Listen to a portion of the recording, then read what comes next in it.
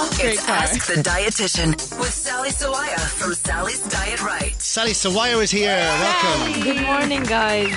You'd have been screaming if you saw what I ate last night at 11:30 at night. Oh no, Gavin. Steak frite. Oh, with sauce? And I had the big one. Did you have the sauce Yes, too? of course. Of course. Wonderful.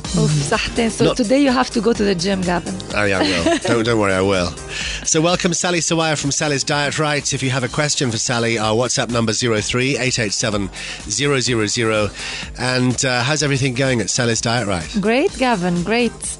Where are you based? In Tailib, in Rabie. Okay. My clinic, Sally's Diet Right. And online, how can we get in touch with you? On my Facebook page, Sally's Diet Right. Right is spelled R-I-T-E. Okay. And you don't do the sallysdietright.com anymore? Yes, of course I do. Oh, you do? Okay. So, Sally, you've come with your top 5 things this morning. What is it? It's the top 5 tips to reduce visceral fats. What's visceral fat? Olga, visceral fat is the deep fat around your organs. So it's around your heart, your lungs, your liver, your intestines. So it's actually the So dangerous it's not the fat. fat. It's not the fat that makes you look fat. Yes, it's not the subcutaneous fat that, you can pinch your belly. Yeah. It's not that fat. No, it's actually the deeper one that engulfs your But organs. you said it's dangerous? It is dangerous because the ones who have too much visceral fat, they have higher risk for heart disease, for diabetes, for some types of cancer, high cholesterol, high blood pressure. So it's really dangerous. Okay, and we can... So these are tips to reduce it? Yes. Okay. So here we go. Tips to reduce visceral fat number 5. Cut down on alcohol. Oh. Yes. Really? I thought... Okay. I know this sounds... you can have alcohol on occasions and in moderate amounts, but however, too much alcohol, your liver will be too busy burning up the alcohol, so it stores that fat. Mm-hmm. That's Okay. it. Number 4. Replace the less healthy saturated fats and trans fats with healthy options. Go for olive oil, canola oil, avocados, healthy fish like salmon in moderate amounts. So you have to avoid the junk food, the fries, the excess sweets because they contain that bad fat which sticks in the visceral fat or in the abdominal fat. Okay, so all those bad fried things and sort of... Sweets. Fatty. Okay, sweet. Yes. Number 3, how to reduce visceral fat. Get enough fiber. Fiber Really? foods like vegetables, fruits, whole grains. It was shown that you have to aim for 2 cups of vegetables every day. Mm-hmm. At least a salad and some vegetables in your sandwiches will be great. But if you get like 10 grams of soluble fiber, you tend to build less visceral fat over time. Oh, wow. Okay. Number 2. And sometimes there was like oatmeal and things like that have like a little heart on it. Yes. Because oatmeal, I think, also has fiber and it's good for and you. sometimes it has some flax seeds and it's rich in omega-3, so it's double the effect, better effect. Okay, now we can go to number 2. Number 2. Sleep more and stress less. Oh, wow. Okay. Yes, we always talk about lifestyle because it is actually documented that if you sleep less than 6 hours, you tend to have more visceral fat. Yeah. And if you stress more, definitely you will store more fat. Okay. So just try to stress less or at least how you deal with stress makes a difference. And get more rest. And number Yes. 1 of the ways to reduce visceral fat. Vigorous exercise, Yes. Gavin. Where's Patrick to encourage Number this? 1, yes, definitely. Because we normally always advise moderate exercise, but if you can step up your activity, it's even much better to get rid of that abdominal, the inner fats. Mm-hmm. 03-887-000. Your questions for Sally Sawaya this morning. Gavin Ford in the morning. So Sally from Sally's Diet Right is here in the studio this morning. If you have a question for her, 03-887-000. We actually have a voice note question, so let's play it. Okay. Good morning, Sally. Diet pills now are very popular, and some of them claim to be all natural. So I just wanted to know, are they dangerous even though they are natural? Thank you. So I didn't hear that. What did she say? So diet pills, even if they claim to be natural, are they dangerous? Yes, my answer is yes. They are dangerous. Yes, of course, because Olga, even medications, some medications are made from herbs. So there are side effects to herbs, and the problem with herbs and diet pills, there are no safety studies. So there are no studies that claim that that actually prove that these pills are safe. So, and you can buy them over the counter. There's no need for prescription. So that's why they are not regulated. And if they have a laxative effect, it's a problem, because you get your gastrointestinal tract will be actually irritated and sort of it will get used to having these diet pills, and it's not good for the long term. And if they have side effects like fast heartbeat, dry mouth, and other things, so it's actually not safe to have them. Okay. Another person also via voice note.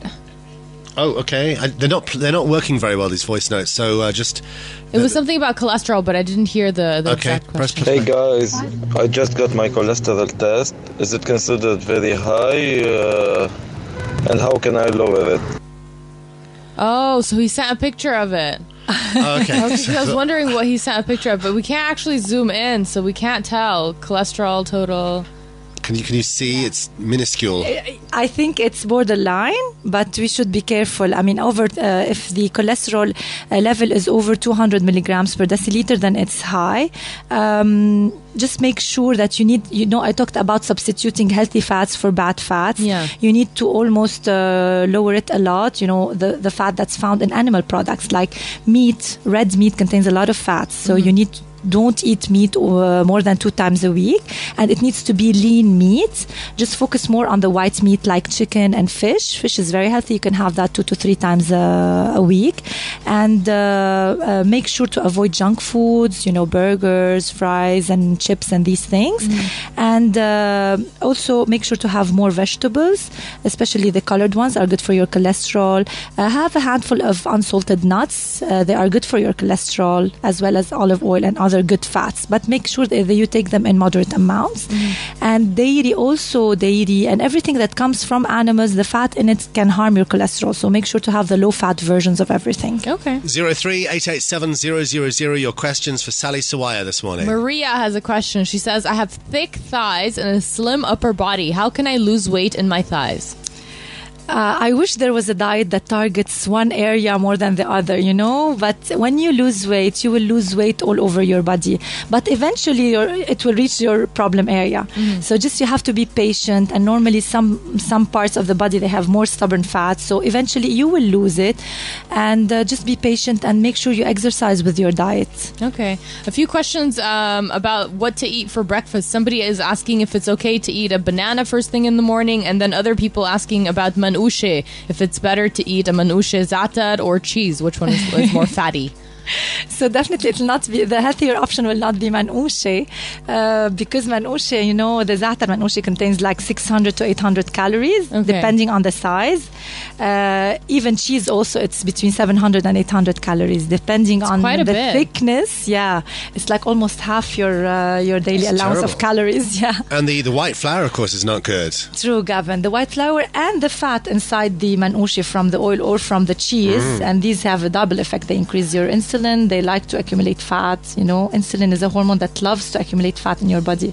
What about the healthier versions? There are some places that you can get. They do like an oil-free one. Yes, or the brown. I was thinking about the wholemeal one. Yeah, the brown dough. Brown bread, exactly. It's much, much better. It's a healthier option. And normally the places that do that, they have it in thinner and smaller. So it's also calorie controlled. So definitely you can have that from time to time. But the best, breakfast options will be to combine good carbs and the protein source. Like, for example, a glass of low-fat milk or low-fat yogurt with some muesli, for example. The one who's saying only banana, I'd like to incorporate the banana with the whole grain cereals and low-fat milk. So something else as well. Or just a sandwich or a whole grain toast with low-fat labneh, low-fat cheese. It's a great option too. Somebody's asking about their mom. The mom has high triglycerides. How can she lower it? Is this the same as what you were saying earlier? The same, but add to that the importance of sugar and white carbs. So the people with high triglyceride, they have to lower their sugar intake a lot. So they have to take care of their sweets. You should reduce sugar and fat together, and make sure if you're having fruits or carbs, just don't overdo it. Be careful about your portions. Somebody's on a diet and it doesn't seem to be working as well as she wants. She says, I've been on a diet for a month. I know I'm getting my diet right, exactly 100%. And I'm working out 5 times a week. I count my calories. They're 1,800 calories per day on average. And I'm losing weight, but very, very slowly. So what can be the reason? Sometimes, Olga, when you come very close to your ideal body weight, you start losing weight very, very slowly, and it's annoying. But it's normal. I mean, if you have 20 kilos to lose, you lose them fast at first, and then you lose them slowly. And the body adapts actually to the low calorie intake. So 1,800 is very good actually, but maybe a dietitian needs to assess if you need a little bit less, if you need to change your exercise routine to something just to shock your body in order to burn more. Yeah, you always say that, to shock your body. So to eat in a different way or eat different kinds of things that are also healthy, but true, and exercise in a different way. Yeah. Okay. So that's my advice. All right. Someone's asking as well, I have cholesterol, which is hereditary, and what are the types of food that I totally must skip and can never eat, and what are the better foods to focus on?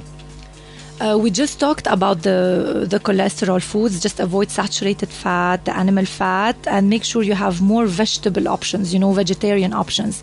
But also, if you have hereditary cholesterol, it's very good. You have to consult your doctor with your cardiologist. Maybe you need medication or something. So with hereditary, you need to consult your doctor, definitely. And with respect to food, just make sure if you want to increase something in your diet, just make sure to eat more fruits, more vegetables. The more colored, the better, because they have antioxidants, which help lower the cholesterol. One really quick question. Okay, one Somebody more question. says, are instant minute oats healthy? The ones you cook in the microwave. Yeah. They're healthy? Yeah, Okay. they are, as long as they're not sweetened. Just pick up the natural ones. So any kind of without oatmeal sugar. is good? Yeah. Okay, cool. Sally Sawaya, thank you. Welcome. Sally Sawaya is from Sally's Diet Right. Find her online at sallysdietright.com or on Facebook with the right spelt RITE.